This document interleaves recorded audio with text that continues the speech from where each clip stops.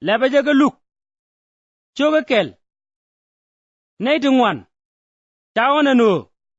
biga ngwane teji tuogre dan gor te chalat ko ene te chatitinen ni tugade kane te lat ka roi kot kamin chatiti dial gora gwa ni tugadien en cheje char eno baga gwarji ni gata in chi tuogo ke lo meda ni sofeles ko butonga ke kwingwane tin cha nyodji kanin te iro ro kwar ka juda te ga bo pala mi chala da kriya mala ramkel ka bo pala abiya ka chegde akwa aaron ka chala chot chegde elizabeth ka dangraw ka ji chung ni ampot chenke alane ti telbel ko ka ko ngut kwana ko dial ka ne rwaine ke ka duno tala ka gat ko elizabeth herol ka ci kandang raw dong ka chankel min lare lade ala bo pala dai lwa kot ka te bondelet ka chwaja kwany ka yor gang ne ka chiang bo da pala eno ba wore lwa kot ko ba welin kurkur wo wang tu bonat ke lew kut parar ka gwadun wang wel ka chuje kwano kut pel gaje te chunga ku chwe yiga in la wala wangatin meji dakriya tenen te wire yi ka chwa dwala long ka chujang nala jok ichu dwal dakriya ko ta palo ling bichegdu ni elizabeth ruet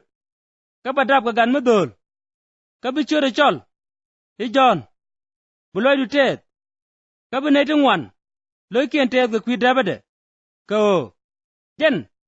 barama din nyam kwarno kot ka tele kwang mi kej mi ba mat ka ba tiang ka yen gwa erero akan jene dab den ba jizir wel tu ngwan loy kwano kot den ba won nyamde ka yie kana bo miliya ko ba diet gan loy mara ka gat ken ka banetin te lut loy pele chungni ka banat jaga barar yalaka ka kwi kwano kot tu dakriya jang nel joge bama makula ngaji di ko en wun midi ka ci chega dong ka chu jang nel aloji en gabriel en chuang nyam kot ka che jak ko baba roi ga ji no nga ji suk to go ti ko keni roi da min bi chup gwade chenkel nget be je diu a chi bi roi amene chang in bi ngwan ti to ken gwada mo lim nan da griya ka chu ga gai kama je jain lwa kodo mecha berar ken ro long ka roi ga ke chu ga jangai eno je nyun nen dai lwa kot cho roi ka titke ka chur ga mi te roi long mechi ni la da suk yo we chengde ka kor ni ta to chu che de ni elizabeth ruet ka chu te cheng ka pel dang di ka chu we ti kwana kot elet ka mugwa ko te poida we re na ka bakel penni wa jeng nyal ni gabriel jak akot jagaje de chengaleli mi chala nazareth we ka nyama ken mi te kel ka wut mi chalar kwen awun mi chala joseph ran tok duel david ka chot nya moy meri ka chu jeng nyal ben ka meri ka chu je jogi male jin nyama chapot ko da kel ji ka chu meri wi de yi along ka roja mo ka chu char ede lo nere na mangu ka chu jeng nyal jogi chu dwal meri ko ti pot jega kot ka nene biruet ka bedap ka gan medol ka bi chore chole yechu jen barama di ka baje chole gat ko nyal ndini jen ka bi kwana kot akam kom kwara gwandonde ni David ba tok duel jay ko ruach amene chenkel ka ci kware bete ga pek ka chu meri jeng nyal jok ede na matuog di ka en nyal chu jeng nyal jok ibi yen gwa era roben ka ji ka bo bom kot indini jen jikum ka kwijamo bigadin badap amerero ka ba chode chol e gat kot ka teme ti wadu ni Elizabeth ruet ka gan medol dongade ka jen payen bakelien keje aramalar ke herol o telemi ti koda de luangalene ka chu mere wei en jankwar na kot aje tega tirga min chilar chu jang nal jien ngaje ka nin toto chu mere jien chu waga juda kapet rol pemni chu duel dakriya ka chu Elizabeth ner mechi Elizabeth ner mere ling chu gara wanjide ka chu Elizabeth tianga yen gwarero ka chu churga jo mudi ichaje put Rayman kapot aga gada tidu ka ngu mecha medide matuok kamo enu chiman kwanu kut benka ko nengwadon cheneruling chugara wanjida katadloai chaje put ko chiengadanu bimin chalarji akwana kut dil tuogaji chumera we yeda liaga kwana kut katadloida ka kudula kenda ko chiang kwaga nyalere de nen kanene eteme nien teme bridial echolo mi chaput ko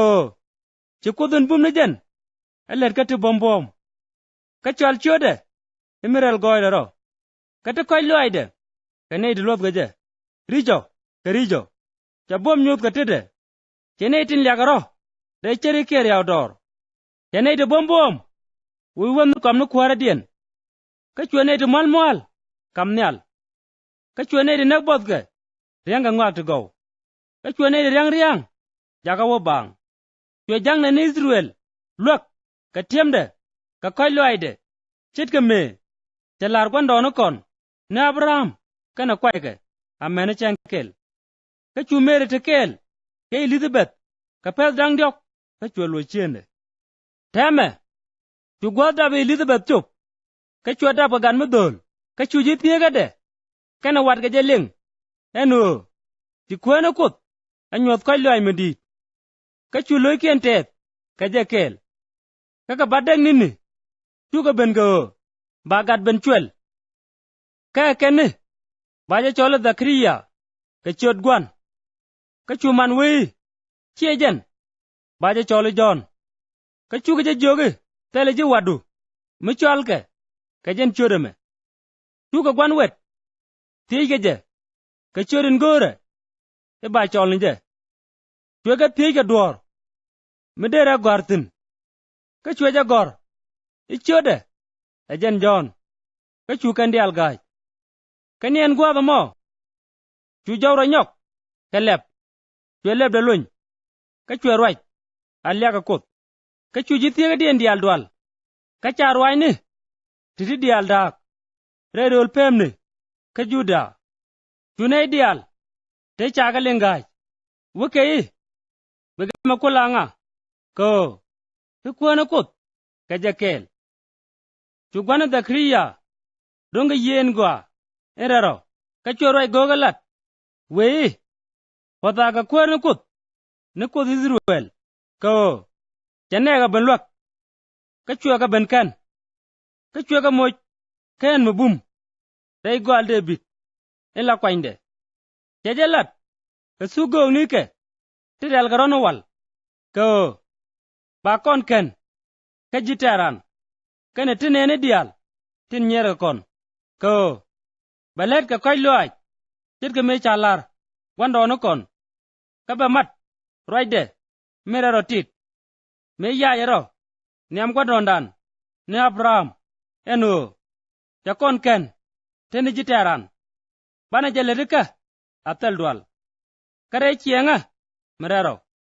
ene rei chung ni niamde ka pek te ga dan ke liu ka jin kada baji chol e go kot indini jen ko bu niam kwano kot ko bu du ka yalaga ka bi jalar neke eno baga ken ka pel du ken kaga koy loy kot dan ba chen ken mo boy jaga lep ka kwidan ka ba boy kane tin nyure mot kana rei ti beliet ka ba kon bod du mala ka chu gada pi ka chwe bom rei yega ka chwe cheng da dwar amene chang nyudu daga ro Israel